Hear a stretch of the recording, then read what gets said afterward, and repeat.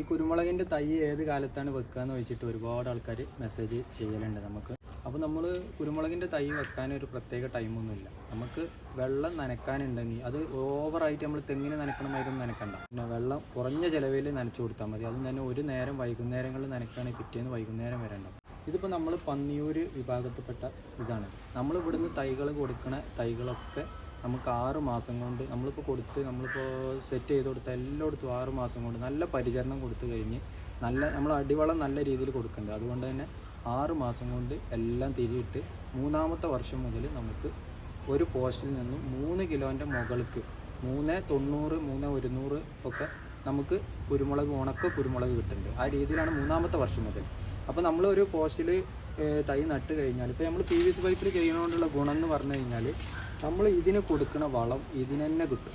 അതാണ് ഇതിൻ്റെ പ്രത്യേകത എന്ന് പറഞ്ഞാൽ. അതുകൊണ്ട് തന്നെ നമുക്ക് അതിൻ്റെ വിളവ്